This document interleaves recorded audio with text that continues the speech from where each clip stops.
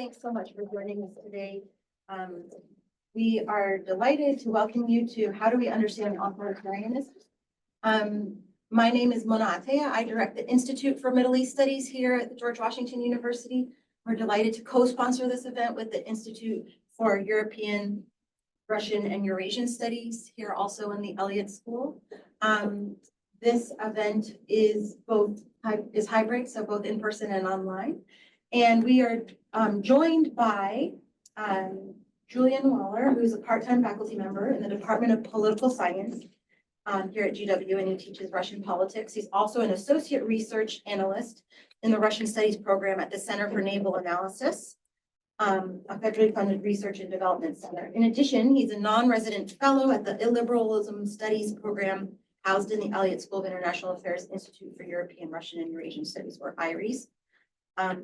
We are also joined by his co-author, Nathan Brown, who's professor of political science and international affairs here at GW. He's a non-resident senior fellow in Middle East Studies at Carnegie, and a distinguished scholar and author of 9 books on Arab politics and governance, as well as editor of 5 books. His research focuses on religion and politics, authoritarianism, constitutionalism, and comparative judicial politics.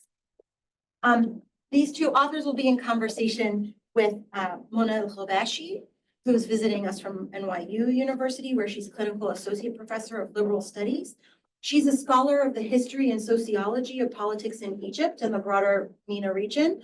Her research examines the politics of law and courts, the varieties of protest, and the dynamics of limited elections in contemporary Egypt. And she is author of the award-winning book, Bread and Freedom, Egypt's Revolutionary Situation.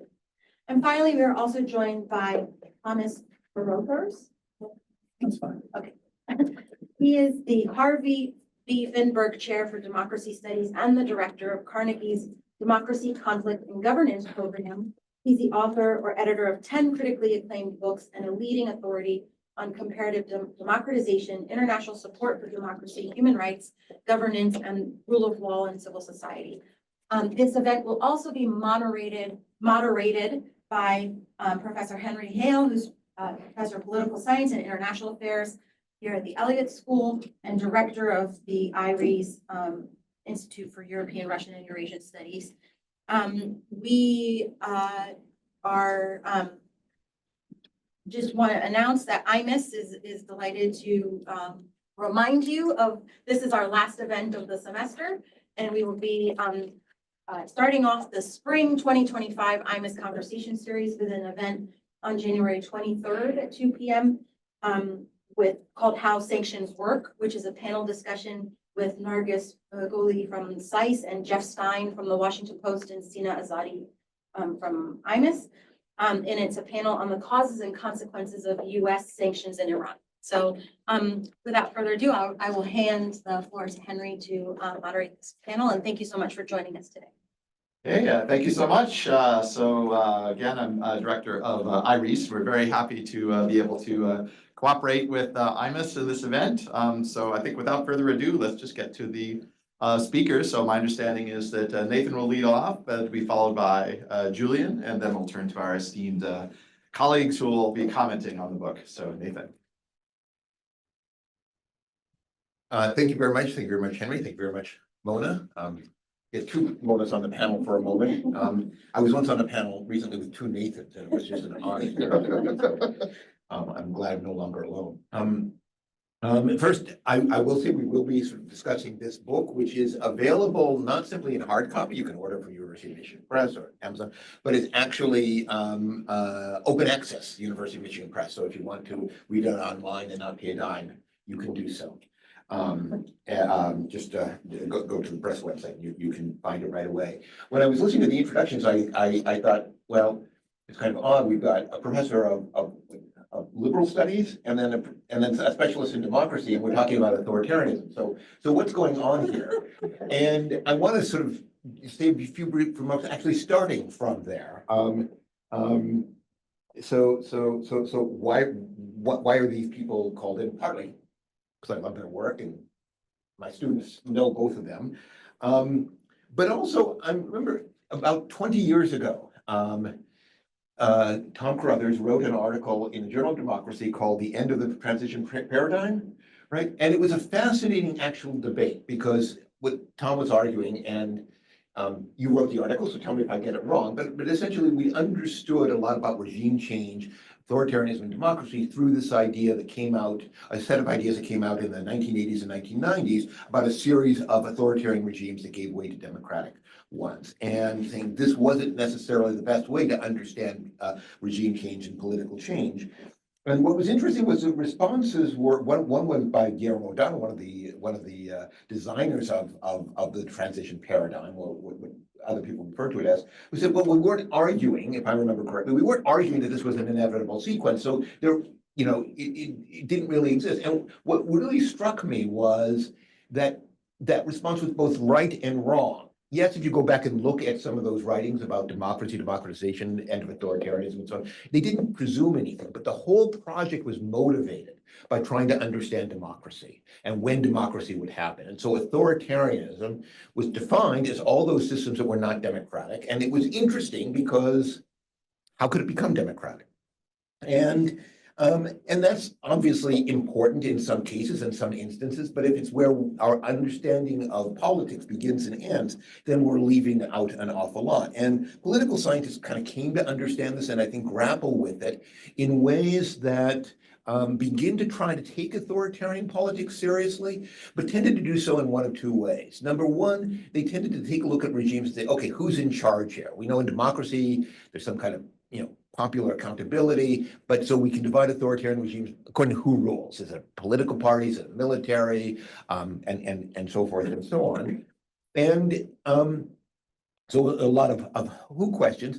And then there was a lot of what we refer to in the book as functionalism, just assuming that, yes, authoritarian, if you look at them, most authoritarian regimes have parliaments, a lot of them have this, court systems and this sort of thing. And we understand these things as when we need to take authoritarian institutions seriously because they do an awful lot of the work of maintaining and reproducing authoritarianism. So that if you want to understand why a certain structure is there in an authoritarian system, you ask, why did the regime put it there? And what purpose does it serve? And so this book kind of pushes back against that a little bit. I'm going to cite a couple examples from Egypt, which is a country I know pretty well. Unfortunately, there's somebody on the panel who may know it a little bit better, but she'll let me know if I get it wrong. It's common, for instance, okay, who rules Egypt? And it's very common to say, well, Egypt has been ruled by the military for 50 years. Or 60 years or that sort of thing. And in one sense, that's true. The head of state has generally been from the military, with the exception of about a year or so, has been a general. But that sometimes can obscure more than it reveals, right? Because sometimes these are individuals who have a military background. At one time, in the revolutionary period, the military, essentially the supreme command of the armed forces, presented itself as saying, we have ultimate authority in the country as an institution, which is a little bit different than having a president who was trained as a colonel. So that there are ways in which these institutions can operate that we need to take seriously, that we can't simply reduce to who's in charge at a particular time. But that brings me to another aspect, and that's something that we cover in a chapter of the book. The judicial system. One of the things we look at is constitutional courts in comparative settings. And Egypt had a constitutional court whose existence was often understood and explained in these kind of functionalist terms. Well, the regime needed to make foreign investors feel safe. The regime needed to do this. The regime needed to do that. It needed to have it dismantled this whole political party. So it needed to have different ways of ensuring that low-level bureaucrats obeyed higher-level commands and so on. So it allowed the strong court system to emerge. And yet, if you take a look at what this body, the Supreme Constitutional Court, did, it was sometimes doing things that were really annoying to the regime, that from the perspective of the regime were not threatening, but they were a little bit dysfunctional rather than functional. So we try to explore why that happens, and we come up with an explanation that says essentially sometimes institutions get kind of an autonomy over budgeting, promotion, hiring in their own ranks, and so on. And sometimes they're linked to important constituents, either inside the state or very often outside the state, people who give it a little bit of protection. So that happens sometimes with. In Egypt, it's happened with the religious establishment. Al-Azhar, which sort of sits at the head of the religious establishment, is something that actually has sort of a body of Al-Azhar controls a primary and secondary education system that educates about 20% of the school, between 10 and 20% of the school children in the country. So it's basically got a body of alumni out there that links it to a part of society that gives it a little bit of institutional autonomy.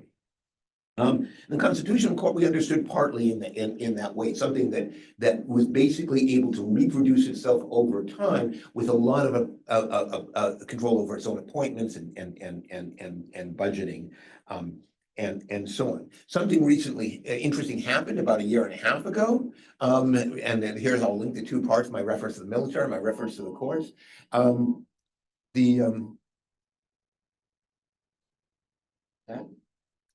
Sounds like a fire alarm. Someone's phone was an alarm. Oh, okay, all right, okay. But we're safe, okay.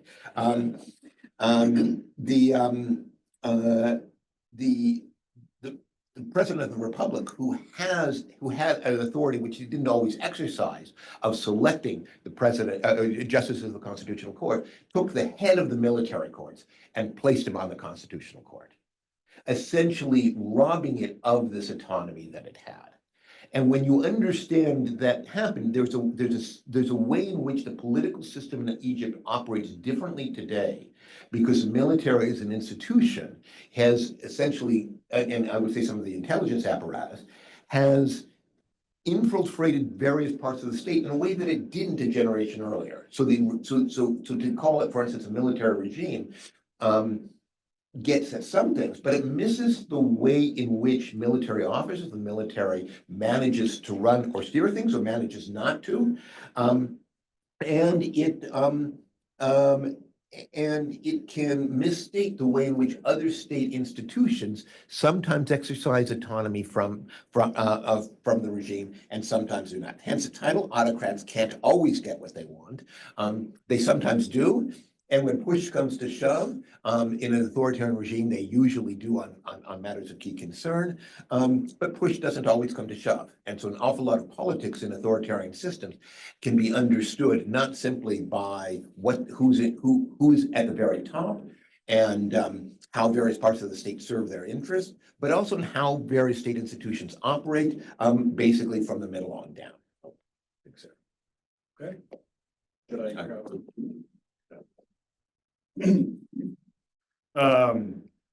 So sort of continue on those remarks. This book was a collaborative project of 4 co-authors. So two of our co-authors can't be here today, and there's a lot of moving parts. So if you want to pick up the book, what you're going to find is a book that actually picks quite a number of fights. We pick fights over the definition of authoritarianism. We pick fights over functionalism, which Nathan talked about quite considerably. We pick certain fights over how to interpret cases and how we should think about these cases. It's actually, it's quite, it can be quite spicy at times. Sometimes we have nicer things to say about certain authoritarian regimes than is standard in the English language political science literature, and sometimes we have worse things to say than is expected. So I highly recommend picking up the book and then criticizing us and critiquing us as you would like, or lauding us with praises. But as Nathan was saying, our book, Autocrats Can't Always Get What They Want, State Institutions and Autonomy Under Authoritarianism, is about when state institutions, political institutions, can achieve some degree of autonomy. Now, autonomy, which is, it's very important to understand, it doesn't mean independence, and it doesn't mean opposition. And that's actually something we wanted to draw out in the discussion of how authoritarianism work, how autocracies work. The wide world of autocracy is incredibly diverse, right? It encompasses a wide variety of regime types. We've been talking about regime types for 30 years in the discipline. We have lots of different ways to slice the cake on this, and there are very good conceptual reasons to do so. But we wanted to dig in. The original title of the book was actually Authoritarianism from the Inside Out. Because again, we wanted to pull at the sort of internal workings, internal decision-making, and basically complicate and mess up all of our nice easy theories and easy assumptions on how authoritarianism works, because essentially the main premise when we started this project was that no, the autocrat doesn't actually have manual control on everything, that some institutions at some points, at certain times, in certain places, can have considerable amounts of autonomy, considerable amounts of either autonomy in the sense of controlling their own affairs and just running their own show, or even engaging in a sense of mission autonomy, right? Like, we are justices in a longstanding judiciary. That's an important part of the state. And we have self-respect, and we have a view of where this needs to go and how it should work. And that might involve clashing on occasion. It might involve just being a little bit more sly about how we settle casework or so on. And it might involve us interacting with our constituencies in society in order to make sure that we are sort of shored up, right, relative to other interests in the state. So this is sort of kind of where we're coming from. This is what we want to get. I was talking with a group of Belarusian exiles, so journalists and policymakers and activists who now live in Poland and Lithuania and what have you. I was talking to them about the book. Our book is about autonomy, about institutions that, maybe don't exactly do what the dictator always wants, or they just pursue their own thing, kind of in parallel, and are distinct. And it's actually very, very hard to talk to a bunch of exiles from Belarus talking about, oh, actually, there's a wide diversity of authoritarianism in which institutions do many different things. And sometimes they can actually, either go against or pursue their own mission or have control of their own whatevers and what have yous. And, they asked me, well, okay, do you see that in Belarus? I'm like, well, do you see that in Belarus? I'm like, no, of course not. That's not the regime to talk about. But that's actually kind of the point of this book, is that there really, really is a wide variety across the authoritarian regimes of today and of the past, in which you have cases like Belarus, where not a whole lot is going on, or you have cases like Russia today, where in principle, much less is going on than there was. But you have other cases elsewhere in the world where there's considerable more variation. And we can't assume that every dictatorship, every authoritarian regime, every non-democracy is Belarus or is North Korea. In fact, we have to interrogate that. Each case is different, and over time it might vary, and across institutions it might vary. The parliament might be entirely co-opted for the entire existence of the regime, but the constitutional court might have a little more wiggle room.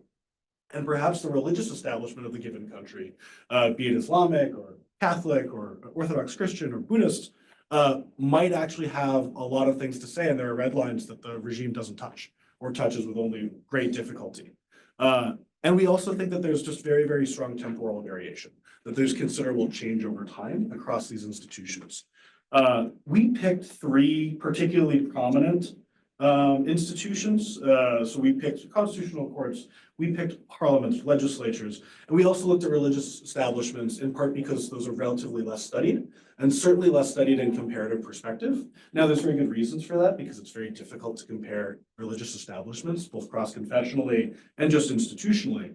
But we sort of tried to unpack that a little bit more. But you can expand the book's argument out from that, out from just these kind of the institutions we chose, and really get at some interesting things, right? We can look at ministerial bodies, right? You could look at regional level institutions. You could look at security services, which is sort of a major institution, the variation thereof.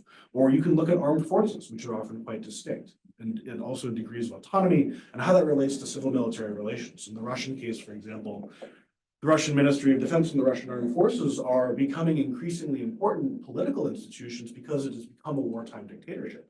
That matters quite a bit, and it also matters that there was an irregular pattern of essentially a mercenary feudal warlord who was increasingly running parts of the battle operations in Ukraine. This is Prigozhin's Wagner, and relations collapsed, leading to a rebellion. Essentially, a rebellion, an armed negotiation with the Tsar, with the regime itself. And that negotiation didn't go very well.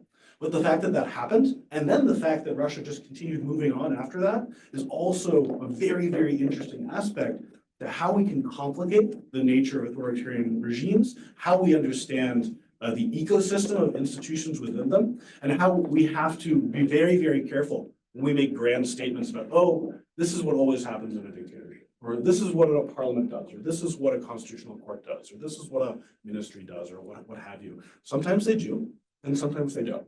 And I think our book is an effort to try to get at that and to pull the threads on that. And we try to do so in a regionally careful way. We can only cover so many cases. We, select in a somewhat idiosyncratic fashion. We run from Imperial Germany and Nazi Germany through Russia, Egypt, Saudi Arabia, Palestine, and we end up in Thailand.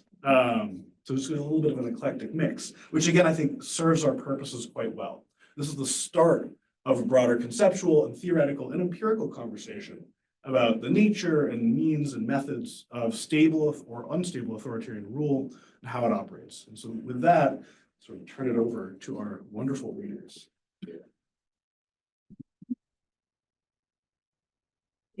Thank you so much. I'm so excited to be here, genuinely excited. And one of the things I wanted to frame my comments around why it is that it's so revolutionary in the field of political science to say that authoritarian regimes vary. I think I need to do a little bit of backgrounding because from within the field, from outside the field, that seems like, yes, of course they vary. Why wouldn't they vary? But within the field and the development of political science in the United States in particular, after World War II, that is a shattering insight. So let me begin by saying why that is. As Nathan began in his comments, so much of Anglo-American political science, for good reason, has been focused on the internal diversities of democracies. Because democracy as a regime type is crazy diverse. You can spend an entire career trying to understand the different institutional variations of democracies. And if you tell an undergraduate that democracies don't all look like the American democracy, there's something like parliamentary democracies, it's really amazing to them. It's kind of like an insight. So much of the energies of English-speaking political scientists have gone over the past 60 to 70 years in tracking and understanding the ways in which democratic institutions function and change over time, exactly as you pointed out. That meant that authoritarian regimes were put in a residual category, this big box, and we just called it dictatorship. And one of the most, to me, far-reaching clarion calls of this book is to say we need to get away from that classical Greek definition of modern authoritarianism as equal to Greek dictatorship or classical Roman notions of dictatorship. The idea being that, well, this regime is not governed democratically, that's all you need to know. So up until maybe the 1980s and so on, that was the reigning categorical paradigm. Authoritarian regimes are governmental systems in which the chief executive cannot be removed through election or cannot win free elections. And that was about it. And then there came another kind of paradigm shift, partly spurred on by Thomas Carothers' piece, which is, I think, mentioned or cited something like 20,000 times or something like that, the end of the transition paradigm. And the significance of that article was that it told political scientists that we need to stop thinking of authoritarian regimes as somehow transitioning, so they're a residual category, but they can also transition to democracy. And that transition is relatively seamless and unidirectional. And political scientists already had found themselves kind of in a conceptual bind because they kept attracting or putting adjectives to these regimes that were going from democracy, from authoritarianism to democracy. So they called them sometimes tutelary democracies, and sometimes they called them military democracies or whatever. It was trying to capture a world that was changing very, very quickly in terms of its regimes, but we didn't have a conceptual vocabulary to make sense of that other than this kind of locomotive notion of history that ultimately they're all moving from authoritarianism to democracy. Then comes this book by Nathan and Julian and their co-authors, and they are urging us to stop thinking of authoritarian regimes in terms of this residual category, and also in terms of this very, and I use this term advisedly, primitive notion of authoritarian regimes as ruled by not only just a single man, but maybe even just a group of men. No authoritarian regime in the contemporary world is that simplistic. Even if it's ruled by a single man, surely there are other institutions or cronies or what have you who assist the ruler, which is again a very classical definition, who assist the ruler through institutions in governing the population. So on just that sort of suggestion that we need to start thinking of authoritarian regimes as quite complex, this already makes a big contribution, but they don't stop there. Because authoritarianism has also, or authoritarian the study of authoritarianism has evolved to say, okay, now we accept that authoritarian regimes have institutions. Political scientists accept this. And for the past 20 years, they've been studying how institutions function. Militaries, regional councils, councils of economic advisors, top levels of parliaments, and so on. So they acknowledge this. But functionalism is this perspective. It has a single answer to why and how institutions function in authoritarianism. And the answer is always, oh, because that helps the ruler deal with a complex population. Why does this institution exist? Oh, the ruler created it so that he can control the media or control a rioting or rebellious region or control refractory businessmen or religious officials and so on. So it became the single answer to every empirical example that you can think of. Any institution that exists in a regime that's authoritarian has one origin and one function. There are limits to that, of course, and not only the diversity of these regimes, but also the change over time. This kind of categorical perspective that looks at attributes and has a single answer for what also became a single question. Why does this institution exist? It exists to help the ruler. Pushing against this functional kind of tautological, automatic, mechanical response is also a very big conceptual leap. The idea being that you have to empirically look at it first. How did this institution get created? It could very well have been invented by the ruler to help rule a population, but then you have to track it over time. And over time, I know to historians, they must be rolling their eyes right now.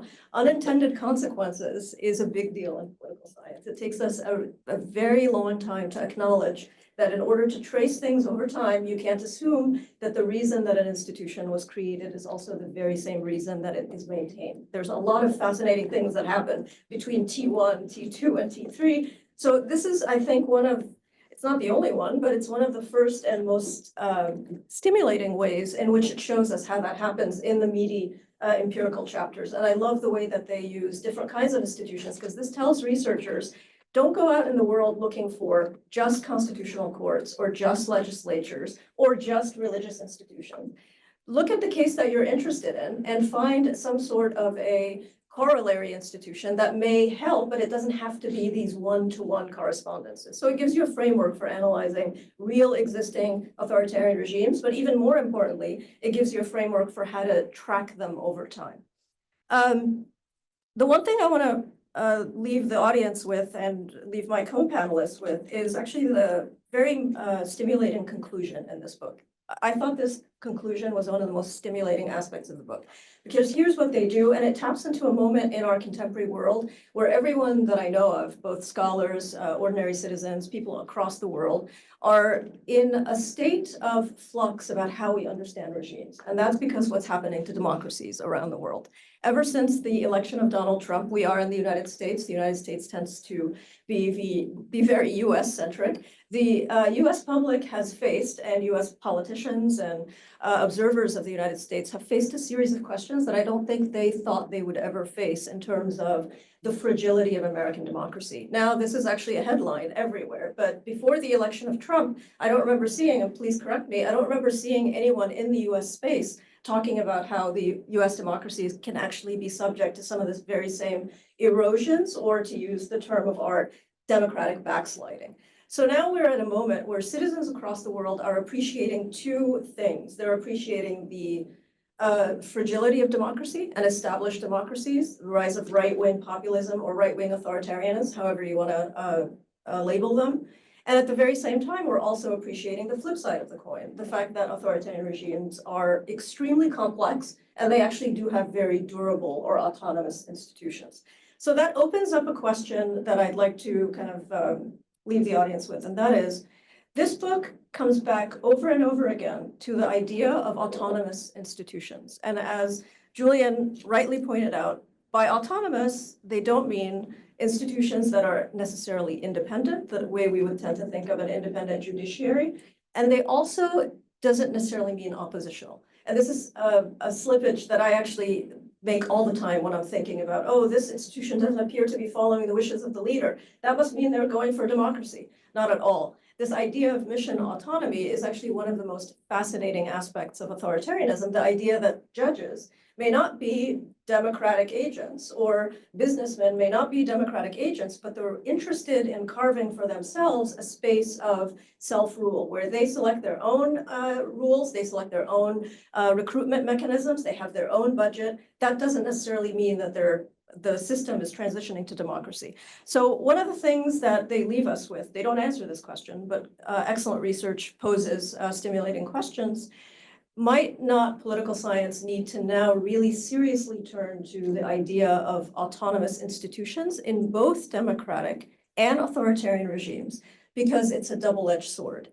Autonomous institutions in an authoritarian regime, if they push back and limit the executive, that sometimes is a good thing, whether or not they're democratic, but the fact is that they limit what the executive can do. On the other hand, autonomous institutions in a democracy, as Trump and his allies argue, can sometimes undermine an elected executive. And there's another far-fetched example from the history of Egypt in 2011 to 2012.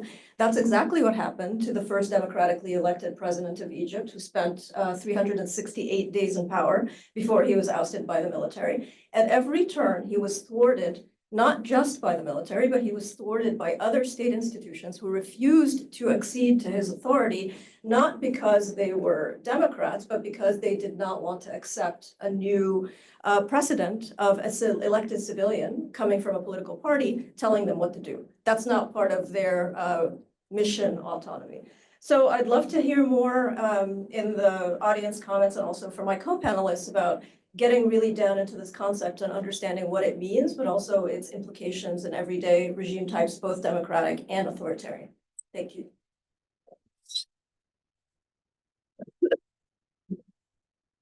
Thank you. Well, it's a pleasure to be here. Nathan and Julian, your other two colleagues, congratulations on a very good book. As a commentator, I've already kind of locked myself in to a certain degree to a positive mode, because I would recall looking at the back of the book, I gave a ringing endorsement for this book, so I'm kind of trapped here. So it's like I had a stroke or something, so I've become a lot crankier.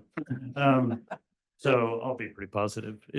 I like the book because, as you mentioned that piece I wrote a while ago, I don't like reductive categories. I find them irritating, and I find the tendency of political scientists to want to boil the world down into often teleological and reductive categories to be unhelpful. And it's certainly true that, particularly with the wave of democratization in the world, authoritarian politics got pushed to the margins as a field of study and as a field just of general policy attention. And it became kind of like a medical student deciding to specialize in the appendix or something. It was like, why would you do that? These regimes are on the way out in the world. So what you want to do is study democracies. There was a book back in about 23, 24 years ago called something like Ending Tyranny by 2030. It was sort of like, we'll get rid of the last 40 or so authoritarian regimes, and that'll just be a vestige of history. There won't be any more authoritarianism at all. So this really was very much a characteristic, not just of academic thinking, but also policy thinking about the state of politics in the world. And so reversing that, which is obviously necessary given the way the world has moved in the last 15 or 20 years, is a necessary corrective. Now, of course, there is some, when people look at authoritarian regimes, there's some variability. Or people are aware of a great deal of variability, but mostly people put it in terms of a spectrum from soft to hard. And so the question with authoritarian regimes is mostly, are you a competitive authoritarian regime with certain degrees of independence of institutions, or are you a hardened authoritarian regime? And what does the transit look like in one direction or the other? So you were Belarus 10 or 15 years ago, you were somewhat competitive. Today you're Belarus, you've hardened your autocracy and you're not. So there is an interest in authoritarian variability, but it's largely what you guys call functionalistic in its sense of how much are these regimes cracking down, getting what the absolute power that is assumed that they kind of seek. So there is variability, but not in terms of the autonomy and the way you get inside institutions and try to give life, in a sense, to life within authoritarian regimes. So it is original. I agree with you, Julian. It's a surprisingly cantankerous book, I would say. It has this kind of cantankerous quality, very polite, sort of polite, cantankerous, because Nathan's a polite guy. I suspect Julian is as well. But you read it and you're like, wow, why are you so angry? You know, it's sort of, I didn't do it, you know, just the innocent reader here. But that's good. It does sharpen the mind a lot because there are a lot of things seem to irritate you guys. The fact that authoritarian regimes are all lumped together, the emphasis on functionalism, blah, blah, blah. So it is actually a pretty lively read.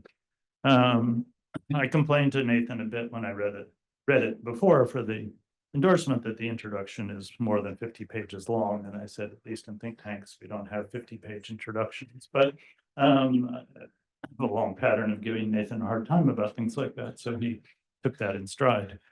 Now, I do have sort of just one general comment about the book, which is to sort of try to position it in yet a broader light, if you will, as in a sense, Julian, what you were saying is you think about, this is really the start potentially of a wider way of thinking about this. And what struck me reading the book is that what's interesting about the field of comparative politics, I was never trained, you know, I didn't do political science. I'm a lawyer by training, and I just kind of picked up writing about politics along the way.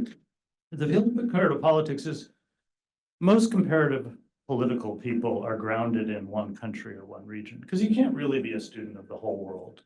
You know, Dan Slater knows a lot about Malaysia and Indonesia, and now he's a great comparative political scientist. Somebody else, Henry, is, you know, great on post-Soviet countries and is a comparativist and so forth. And what's the field of comparative politics, for my not very well-schooled view of it, is that for a long time it was dominated by people in either Europe or the United States understanding their own systems and then projecting their ideas and concepts out on the world onto other places, particularly, for example, with party systems. So Europeans who are great on party systems would go to Africa and say, what's your party system like? Is it like the Netherlands, or is it more like Belgium? Or, you know, and they would do that. Studies of polarization are like that. They're very European and American oriented and so forth. So for a long time, there was a dominance of projection of Western ideas in an attempt to globalize them. Then you had, interestingly, something different that happened in the late 70s and 80s, thanks to Guillermo O'Donnell.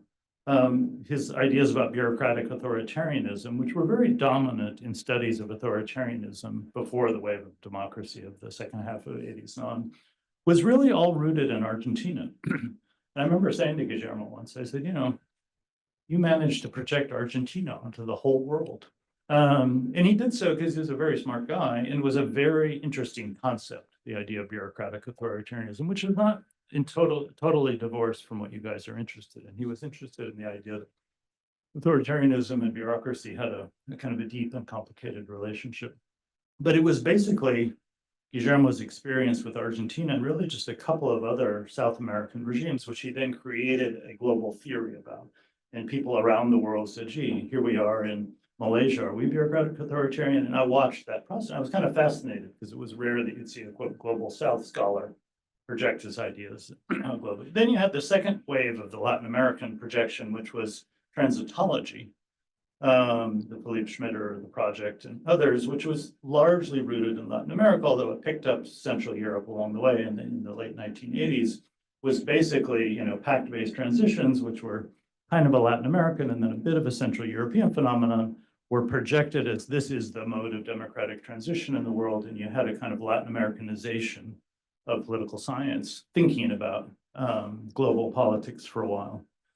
This book is the first book I know of, maybe you guys can point me to another, that is the projection of people who are specialized in Arab politics onto the world. Now, I know that's not Julian, but the heart of the book is the Arab world. You see it in the institutions they chose: constitutional courts, parliaments, and religious institutions.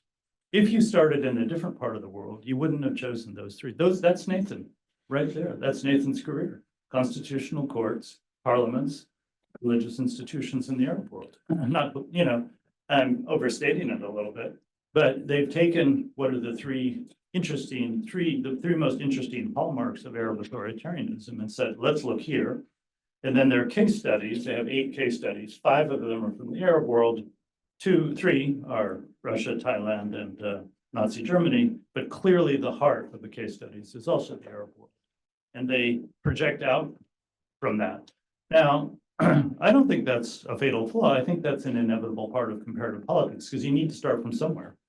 And the Arab world is an important reality. And in a sense, it's as though Arab autocracy has been simmering and tempering for a long time, and it's ripe and rich for study because it's very deep and complex, Arab authoritarianism, compared to authoritarianism in some places, which is rather simplistic and rather crude. Whereas in the Arab world, it's actually become a very subtle process over many decades. So it's interesting to me that you have this because, like I said, I've never seen it before. And so what's left out of that? So I was reading and I thought, well, there are kind of 3 other families of authoritarian regimes which are not represented in the book. And I started looking in the table of contents. Is North Korea in there? No. Vietnam in there, one short reference on page 140. Is Laos in there? No. Is Turkmenistan? No. Iran isn't even in the table of contents there. As I was going through and thinking about it, so here are the 3 families that are not represented in the book. The first are the communist authoritarians, mostly Asian, of Asia, except for Cuba, China, North Korea, Laos, Vietnam, and Cuba. The second family are the post-Soviet authoritarians starting in Central Asia, then working west to pick up, if you will, Azerbaijan, Belarus, and Russia, but particularly the Central Asian and Caucasian authoritarians. And then third are the very weak state, very personalistic African authoritarians, Equatorial Guinea, Cameroon, Togo, Gabon, the kind of, the Paul Bias of the world from Cameroon. Now, each of those families has very different characteristics of authoritarianism. The Communist Party regimes are party-based authoritarian, and they have a particular development, often a revolutionary moment, and so forth, takeover of a party, and elimination of other parties, and so forth, the establishment of the party-state relationship, and so on. The post-Soviet ones are different because it's a Soviet legacy situation in which they have a legacy of Soviet institutions, yet overlaid with a personalistic, often kleptocratic sort of regime on top of the Soviet institutions, which are then transformed at the beck and call of the personalistic kleptocrat. And then the African regimes are extremely weak states that don't have any tradition like Vietnam or China would have of kind of the Mandarin class or so forth. Instead, you have very weak states with very weak institutions throughout the state, often resource rich, often highly exploitative resource type authoritarian kleptocrats, often supported by foreign powers in some places like the French or others. So each of these 3 families has its own characteristics. And I thought to myself, suppose they had come to me with their interesting idea for the book, and I said, no, I'm going to force you to start from one of these other families. How would the book have ended up, in a sense? Would you have come to the same appreciation of autonomy, or is the autonomy of Arab authoritarians a lot more interesting than the autonomy of authoritarians in the other 3 regions? I think that's a question worth exploring.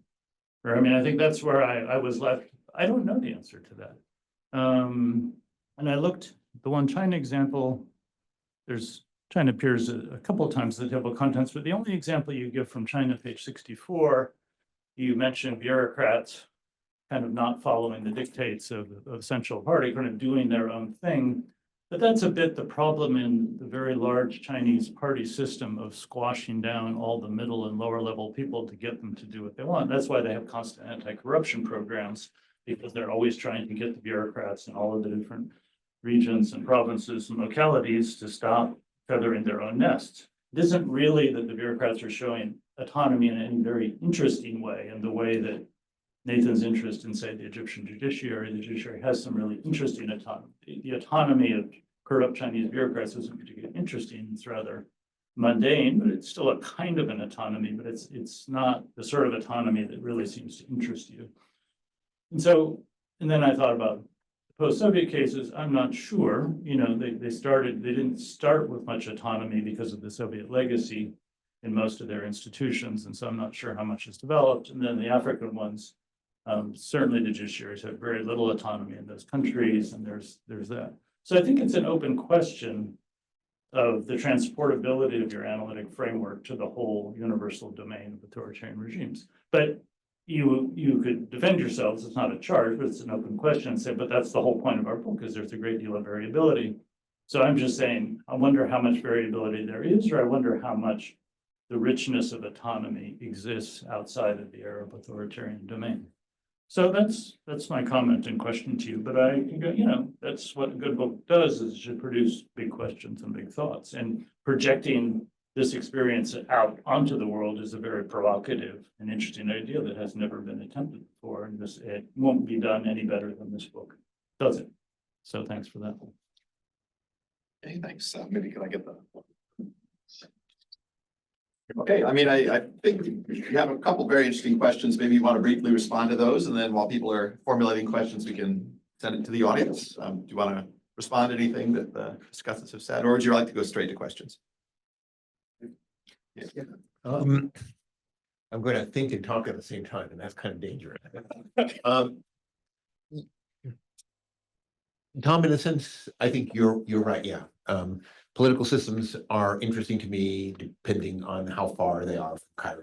Okay, so yes, that's true. And for some reason, Mona wasn't bothered by that. Yeah. So, but I go back actually a little bit to the origin of this book. Julian and I wrote an article. This was like about 10 years or so ago, and I was struck by something that happened in Egypt, and it really was an Egyptian phenomenon. So in Egypt 2011, essentially, the regime fell apart and the state kept on going. And the state in various parts kept on going, and sometimes in coordination with each other, sometimes in conflict, but there was, and Libya, the state basically disappeared. So there was something interesting here. But in particular, there was one Egyptian institution, yes, you're right, I followed a lot, the Egyptian Supreme Constitutional Court. I had a good friend, and I visited him right after the Egyptian Revolution. Well, he's got nothing to do, the Constitution suspended. And oh, we're so busy. What? What are you doing? And my mind went to, and it turned out they did a lot. My mind went back to Constitutional Court in Russia, which was a major player that, in ways that, in some ways, that proved fatal to it, and so on. So, as I remember, I asked Henry, do we have anybody who could help me work on this and some comparative work? And so yes, so that's essentially the genesis on it. We wrote an article on called Constitutional Courts in Unconstitutional Settings, trying to explore this. And so some of the arguments kind of got tested out there. So how would we see things differently? I'll just say two things. One, I mean, yes, we deliberately pick structures that weren't military and security services, right? Because that's where so much interest is. So they tended to be things that one of the four of us knew about. And Julian's probably the most responsible for parliaments, because that's what he'd written his dissertation on. But yeah, the rest, it's not just me, but it's me and it's me and my friends, yes. Political parties would have been very, very interesting. And I think they would have loomed large if we started a little bit more broadly. There's one of the most influential articles by political scientists, conceptual articles, is one called The Concept, Misformation, and Comparative Politics. It's about half a century old by Giovanni Sartori. And basically, I will sum up the article is, political parties are really hard to compare. It says a lot more, but they're difficult. But they tend. But when parties are an important structure in that way, we don't really grapple with that. And I think if we look more broadly, they would have appeared as structures to be interested. But the other is Gabon does not get mentioned at all. And what struck me when you were talking is, in the sense, there's a degree of stateness that we kind of assume. And so we look at state institutions in states that basically govern badly, or they basically administer their societies in ways that are readily identifiable. So I think if we'd expanded, we probably would have paid, and political parties may have been part of this, how it is that the center of the political system, whether you say the regime or the top of the state or whatever, interacts with kind of at a very, very local level. I think that would have moved larger in it. It's a little bit in there, and a lot of the functionalist explanations, essentially, why is it that I mentioned it, why is it that Egypt has a strong court system? Well, it was when they abolished the political party and they needed and the regime needed to control lower level bureaucrats. They couldn't do so by party membership, so they created a strong administrative court. So it's a very powerful argument, but it is extremely functionalist. So I think we kind of get into it a little bit, but I think we probably would have looked at it more systematically. Or at least, I mean, you made some reference to it, Ken Tinker's book, Julian called it spicy. I thought it was mild, but I'm trying to make my next book extra spicy. But it wasn't cantankerous among us. It wasn't a spicy within us. So I'm answering only for myself, but I suspect that those are the kind of conversations we would have had. Do we need to have a chapter on parties, and do we need to have more of a consideration, essentially, of top of the state, not, it's authoritarian from these, and we're really looking at the middle or at various islands of the state. Do we really need to look a little bit more at lower level bureaucracies? I think that's what we would have talked about it. Yeah, I mean, I think that's right. I think to add on to that, I think probably security institutions, security services, probably we could have touched on more directly. That would have made it an even more Middle Eastern focused book, because that's sort of the classics than we did. And I have to say, it's not just Nathan. Our two other co-authors are also all Middle Eastern people. I think I'm the reason Russia and Germany are in the book at all. So in any case, and thank God for our co-author Stephen. Is the one that led our Thailand case. And none of us knew anything about Thailand at the time, and we learned quite a lot. Stephen is now an expert. And we checked that case study with Thai experts themselves. They're like, nope, pretty good, very good. So yeah, it worked. I can confirm. But I guess three points on the missing cases. I think that's a great point. And I think you're right that the way to view the book is as the beginning of a broader conversation and of a set of hopefully more scholarly work in this vein, in this framework, because we don't touch on them. And I think idiocratic party states, Central Asia, and sort of weak, the personalist regimes especially, absolutely. I think that all makes sense. And I think one problem is party states are so distinct. I think we're very afraid to touch them in many ways. The Chinese party state or the Soviet party state back in the day, the Vietnamese party state, are so different with the parallel party hierarchies running against state hierarchies is such a distinct way of organizing an authoritarian regime. And it's actually really incredibly difficult to do. Most regimes that have tried to create dominant parties. They don't create party states, right? And the last great burst of innovation in terms of these kind of institutional hierarchical movement regimes, it was the interwar period. It was 100 years ago when we had this tremendous innovation in terms of communist regimes, fascist regimes, very strong nationalist regimes. And these are all now legacies. You don't build them new anymore. Right? They're from a different era. They're in some ways, they're from a different era of social mobilization. And it might just be very, very hard. We might not know how to make a party state today.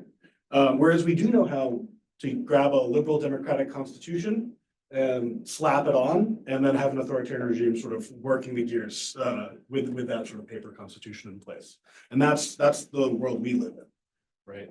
Everyone has parliaments in part because you're supposed to have a parliament. Right? It's just is what it is. And you probably did before. And everyone has a constitutional court because you're supposed to have a constitutional court. And we forget that constitutional courts are new.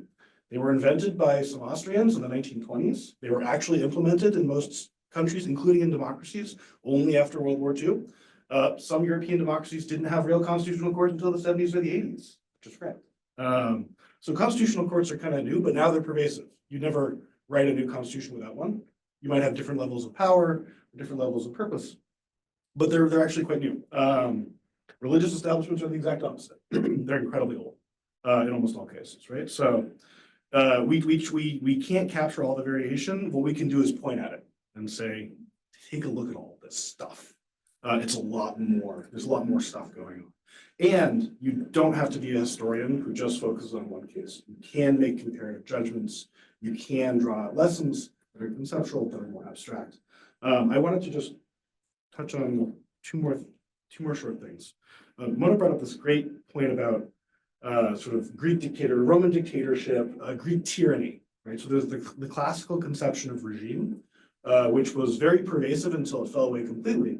This is the idea that you can classify all polities according to three major types in 2 variations, right? So it's who rules, like how many people rule, one person ruling, a couple people ruling, or the many ruling, and do they do it just for themselves, or do they do it for the common good? And that encapsulates the entire span of regime, according to classical authors. It's in Greece, you'll read it in Polybius, you'll read it in the Romans. You can read it in St. Thomas Aquinas in the medieval period, right? Like it's there until the 20th century. We kind of throw it away, but we don't. We just keep tyranny, which is rule by one for himself or for herself. And that's what we implicitly have in our heads when we think about all authoritarian regimes today. They're all tyrannies. It's all the dictator does what he or she wants because he wants to stay in power. He wants to get wealthy. He wants to do this. He wants to do that. And that's it. Now, that might be the case 90% of the time, 99% of the time, or in some degree, in some way, 100% of the time. But it collapses a much, much wider variety of how we can understand and conceptualize non-democracy, the systems that are not ours. And there's an overemphasis. This is one of the facts we take, is we say the literature doesn't say it, but it acts like all other regimes are tyrannies. And we assume it, we don't necessarily prove it. And what we're saying is, well, you need to prove it, and you need to break it down a level as well. So I think it's a very good point that we made a point of talking about that because it was a bugbear to some degree. And I guess the last point on the final chapter, you talked about the final chapter and talked about stateness or lack thereof as being sort of a missing condition. And one of the things we discuss in the final chapter is, we've given you a picture of authoritarian regimes in which there's a wide variety of state autonomy. It varies across institutions, it varies within an institution, it varies over time, it varies by country. There's just a lot of moving parts, there's a lot of stuff going on. But if you look at democracies, and especially advanced democracies in the developed West, you kind of find a little bit of the opposite. You find generally autonomous institutions operating below an uncertain executive. Democracy is changing who rules you regularly, right? And having that ability. Authoritarianism is in many ways the opposite. It's not having the power to change the top. So in authoritarian regimes, the top doesn't change, but the state institutions, there's wide variation. In a democracy, the top changes, but in many ways, the state kind of stays the same. And this is one of the reasons why we have political campaigns surrounding questions of the deep state or surrounding questions of, oh, last time we were in power, we were completely undermined by the bureaucracy. And it's not just the US case. I mean, it's also plenty of European countries have plenty of political parties who say the same thing, that when we were in power, when we were in coalition, we were thwarted by the bureaucrats. I mean, there's a whole British comedy show about a yes minister, right? About the ministries thwarting the prime minister. So this is a common through line in democracy. And then we point out that, that might very well be an important understudied component of how we think about democracy. Because thinking about democracy through an authoritarian lens, in a sense, right? As a regime, right? The democratic regime. But it also, I think, suggests some reasons why we see populism, why we see reaction, why we see discontent. And it is in fact because as the state does more and more and more over the last 100 years, 150 years, there is this sense of detachment between regime, the people who are elected, the elites that occupy the top apex offices, and the crunchy bureaucracy that actually runs much of your daily life. So I think that's all I have to say on some of those points. Okay, well, let's open it up for discussion. Yes, just ask you to identify yourself, please. Yes, Khalid Dirbel, I'm from Georgetown University, Department of Arabic and Islamic Studies. I just have two short questions. The first one, I believe Dr. Mona Ghobashy mentioned the fragility of democracy. I'm going to ask the reverse question. From your work, have you looked at the fragility of authoritarian regimes? Well, that's one point. The second point is maybe a little bit outside the scope of your book, but I would like your insight on the nexus between populism and authoritarianism. Thank you.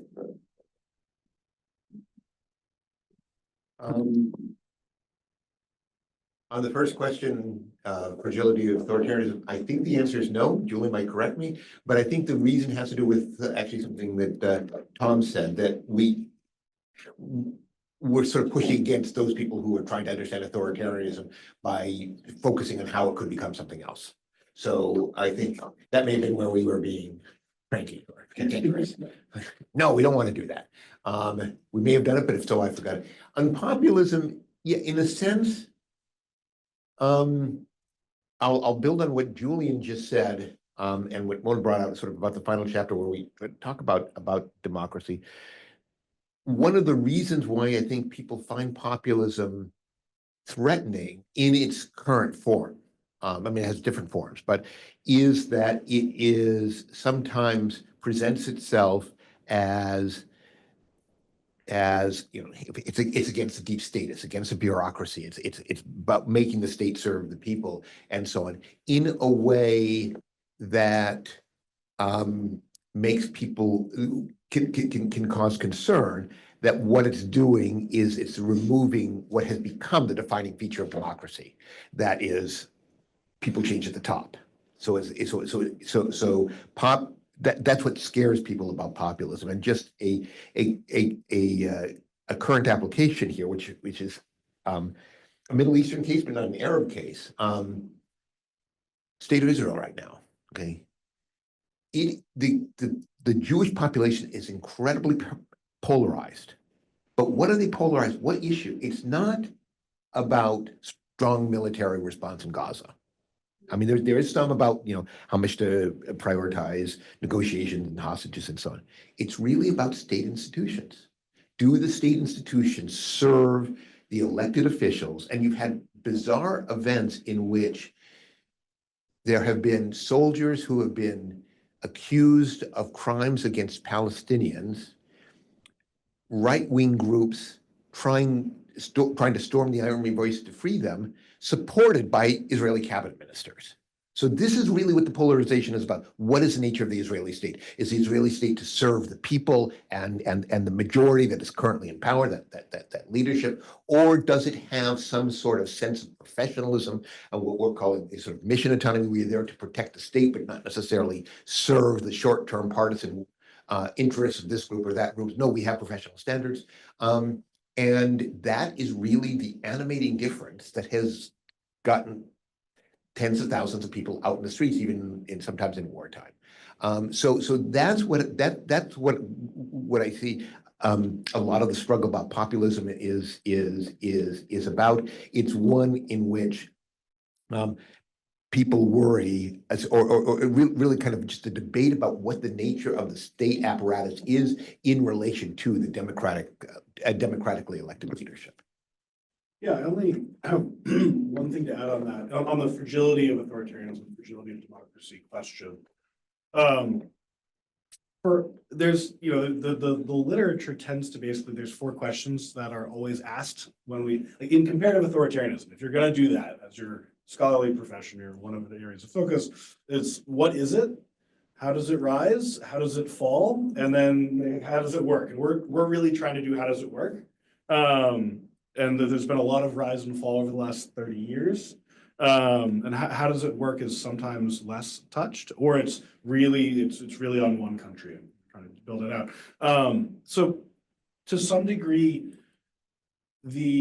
insofar as the regime falls, the fragility collapses into something else, it kind of falls out of our data set, our conceptual data set. Not because we're not interested. I think we are interested. I think all of us are interested, but it complicates the picture of getting the institutions right in the first place. Because if you're just looking at the crisis condition, the institution just before the fall, or the institution contributing to the fall, incredibly important questions. We wrote a paper on constitutional courts in these sort of periods of regime uncertainty, but it doesn't get the day-to-day and the year-to-year. And that's actually what the average citizen experiences. It's not constant regime collapse, right? It's the day-to-day normal life, right? In an authoritarian regime, the sort of average interactions with the state, the average, what you read in the newspaper. We want to get that. But I do think that there's an interesting follow-up question on, does autonomy, institutional autonomy, matter in regime collapse conditions or in regime change situations, scenarios?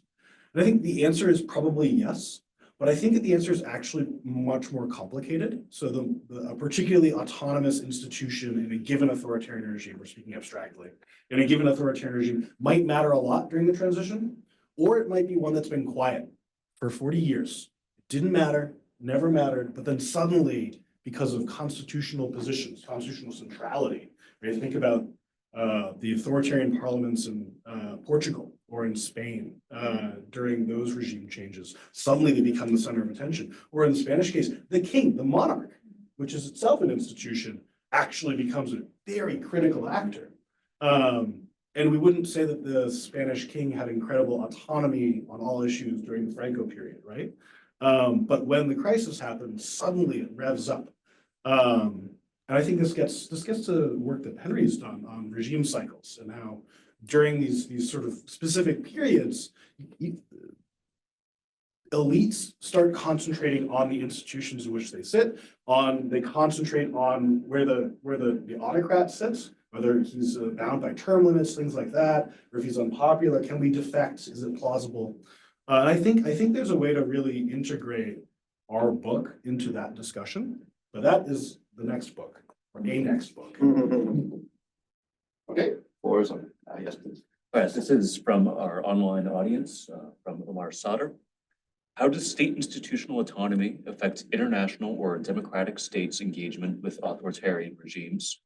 Or how do autonomous state institutions in autocracies mediate interactions with the outside world? For instance, consider the nuanced dynamics where international actors engage with specific institutional structures within the Taliban to potentially catalyze incremental systemic transformations rather than pursuing wholesale regime change. So our co-author, Samer, has actually, I think, thought the most about the international components of how state political institutions in authoritarian regimes sort of connect with outside international influences. And I know he's focused especially on NGOs. And we bring this out a little bit in the discussion of linkages, right? A institution is more likely to have autonomy or have the likelihood to potentially gain some autonomy if it has linkages in society, internal, horizontal linkages to other institutions in the regime, right, to other parts of the bureaucracy or other friends similarly aligned. But it also could be international linkages to broader civil society organization, IGOs, NGOs, money coming from the West, all of those can sometimes help. Sometimes they can backfire. So that doesn't always work. But that's where we sort of place it in our framework. The international component is mostly through those connections. What I think we've done less thinking on is the more formalized institutional connections, especially with intergovernmental organizations, or those that have kind of specific goals of, in the Taliban case, trying to change the regime through these interactions. I think we've thought less about that, relatively speaking. I'd be actually interested in your thoughts. You guys' thoughts on this as well. Nathan, do you have something? I was gonna do the same thing, call on a co-panelist. Well, especially, so I'm thinking about this, and I think there is a logical conclusion somebody might come to, and I'm not sure it's right. And that is to say, okay, you want to sort of promote positive political change. If you're a democracy interacting with an authoritarian system, what you do is you don't worry about the basic rules of the game, right? That's going to be too hard. But you start linking up with specific institutions. And in fact, that's a lot of the logic of a lot of the rule of law programming, right? So okay, we're not going to make country X a democracy, but we can build a much more professionalized. We will offer services, technical training, case tracking, professional training, study opportunities to members of the judiciary, and that will slowly create a different kind of political system. And I think the results are generally vaguely positive, but not incredibly substantial. And that would be my, but the person who's probably thought most about this and written most about it on this panel is Tom. Yeah, no, I think that's right, Nathan. First, yeah, in the rule of law domain, there has been a lot of effort to connect the courts in all kinds of regime types. And the assumption, if you look at actually members of the US Supreme Court whom they meet with from abroad, often it'll be, the Pakistani Supreme Court. You're like, wow, why are they doing that? There is a sense of judicial solidarity in the world that no matter what the regime type, if you're a court and you're at least semi-serious, then you should be part of the international fraternity of courts, kind of. You're right, Nathan, that the rule of law work in general was the idea of a very slow-moving Trojan horse that would establish the basis of judiciaries of having the capability to become independent actors, which would challenge executive authority. So there definitely was an agenda, although that was negotiated. There was, for a while in the 2000s, a lot of US rule of law assistance to China. But China was interested in anti-corruption. They were interested in strengthening their capabilities to police certain aspects of the life of bureaucracies in China. They thought the rule of law work would be useful for them, and they weren't naive about what the Western agenda was, but they felt that it could be useful for them, just as the International Republican Institute used to work with the Chinese Communist Party on helping train localities in China to have local elections. It's kind of quaint looking back on it, but there was the idea that the Chinese thought, we'll let some pressure off from the system by having localities have the ability to express views and take some of the pressure off the top. And the Republican Institute was thinking this is the groundwork for a larger democratization that works its way upstream.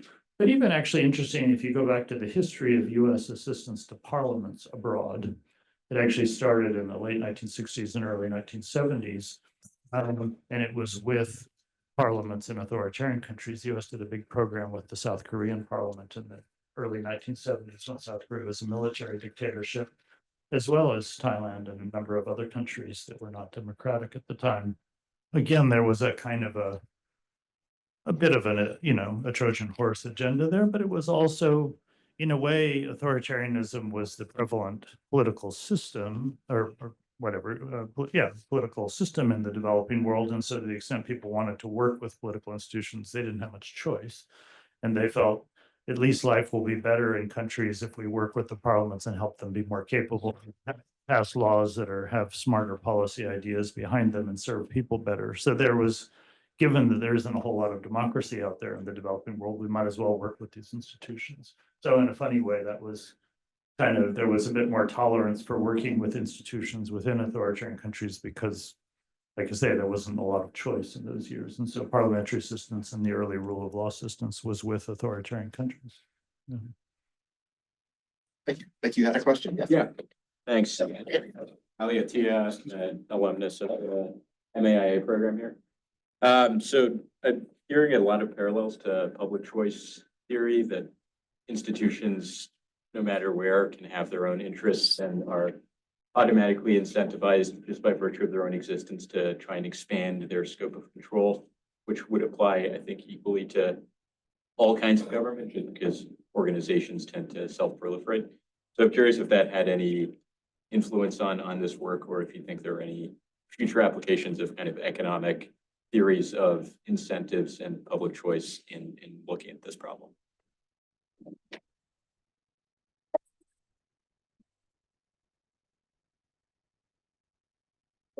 How do you recover? Well, Well, Julian's recovering, yeah, I will say, my impulse would be to say, yes, there would be some applications, but I'm not sure we provide a good start.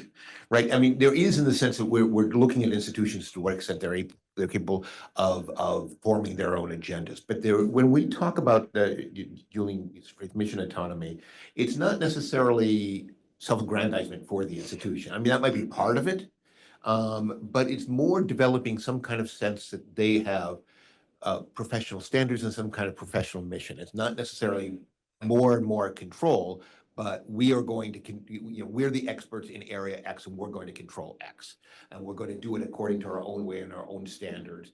Tom was talking about sort of this international judicial fraternity, sort of we are judges. And what we do is this, and nobody can, other judges in other countries might have some insight into what we're doing, but we're not there to serve whoever happens to be in the presidential palace at a specific time. But it's not about courts should be running the country. So that's not that wouldn't be an appropriate jumping off point for something that looked at it that way. But I think somebody who came at it from a sort of a public choice perspective might turn it in that direction. I just don't think we do it, but if my throat will cooperate. So there's absolutely a way to combine insights from public choice or even a direct public choice approach to what we do in the book. We take much more cues from the historical institutionalist literature, the ideas of path dependence, of institutional stickiness, and so on. And that I think is a preference and part of who most of us are as scholars, and also the emphasis on the sort of the nitty-gritty case empirical components, especially in the time dimension, relatively speaking. That being said, I think there's an underlying public choice logic that could be applied to some degree. And in some ways, the book argues that functionalism is sometimes right and sometimes wrong. And there's actually a lot of alpha in trying to figure out when functionalism does explain, right? Like the institution is created or is reoriented to solve a problem for the regime, for the ruler, or whoever. And sometimes it isn't. We acknowledge that out front, and I actually think a public choice framework sort of specifying those sort of incentive structures and dynamics quite explicitly might be useful. But yes, we're a little leery of making anything more than probabilistic statements of likelihood. I think that's generally been the political science approach to most authoritarian regimes most of the time. If you're not doing game theory, right, is suggesting that linkage, institutionalization. We say that produces increased likelihood that you're going to observe autonomy, but what exactly that autonomy looks like might be quite distinct. We wouldn't want to simply game that out as a set of incentive structures or specific issues. I'll give you one example. Looking at parliaments are in some ways highly diverse bodies, or varied bodies across authoritarian regimes. In other ways, they're actually quite similar relative to other institutions, which often have much more local flavor, much more divergent based on regime type. Parliaments kind of mostly do the same thing. They have constitutional centrality, they pass laws, they have internal standing orders. They are collections of often lower tier elites that are input through elections. They have one or two houses in most cases. They actually kind of look quite alike. But then peel back the layer an extra step, and you actually look at the standing orders in a given parliament. It can be very, very different. Or and one core example, and we bring this out very strongly in the book, is sort of comparing the Russian and the Kuwaiti parliaments, right, in very, very different regime contexts. Both actually sees instances where essentially obstruction tactics are used by the political opposition. In Russia, it only happens once. In Kuwait, it happens every other day. And one thing we find is that in Russia, the obstruction occurs during the disputed election of 2011 into the presidential election of 2012, and sort of the autocratization and revanche. The political opposition nearly wins and is able to get just under 50% of the seats in the parliament, which, due to the internal standing orders, the institutional rules, suddenly it allowed opposition MPs access to committees that they previously didn't have. It provided them with what amounts to filibuster opportunities that did not exist earlier, and that brief moment gave them the chutzpah to do it, to actually sort of push forward. And it ends up not working out for them, right? Like, Russia doesn't democratize, the parliament is put back under wraps. But there's this brief moment where they're using specific internal institutional rules for their own benefit, causing trouble, causing frustration. This is the period where they actually force the Russian government to return the election of governors, right? So they actually get some stuff. They get a liberalization of the party registration laws during this period. It's literally a 2-month window between like December and February 2011, 2012. Extremely interesting. And then it gets crushed. And some of those particular standing orders on the specific ways in which you can do a filibuster in the Russian parliament is usually called an Italian strike. There's one variation, essentially quorum denial. They're gone now. They've changed those standing orders. In Kuwait, there are similar but distinct institutional levers, and the two big ones is interpellation. Interpellation is where you can call a minister to the floor of the parliament to answer questions, and they have to show up. And this has become a very, very powerful tool because it's essentially naming and shaming, causing a massive trouble. In some cases, it has sort of this de facto resonance of a vote of no confidence. In other cases, it's not quite so. But the other thing is that I think it's only 5 or only 10 MPs are required to hold an interpellation. It's a very low threshold. Some countries' parliaments, it's, you have to have a majority of the parliament vote for an interpellation, or 1/3 or something like that. And in Kuwait, the threshold is extremely low. And why has the regime not changed that? Because it hasn't been able to. What it does instead is it shuts down the parliament for a few years when things get really problematic. But then the parliament always comes back, and it always says, no, we're taking back the same standing orders we had last time. We're keeping this. So this is all of that is to say that, like, I think you can get really into the nitty gritty, and suddenly these two parliaments aren't the same at all in terms of the observation we're interested in, which is obstruction, which is sort of contestation, which is causing trouble, right? I can't just code it as 1 or 0. There's actually very, very specific internal mechanisms that really get at it. It's a very long and rambling answer, but anyway, read the book. There's more stuff like that. I think we have time for one more question. Yeah. Thank you. I love institutions. Are you going to identify yourself? Shana Marshall. I'm from the Institute for Middle East Studies. Sorry. I love institutions. Everyone loves institutions. But I find them, and I don't know if this is just our place in history or my own sort of experience, but I find class or social relations or political economy to be increasingly more explanatorily powerful for me, even thinking about the Middle East or the United States, than institutions. What would you say to an unreformed Marxist to try to convince them that institutions are where the power lies and not a framework or an approach that is focused much more on social relations?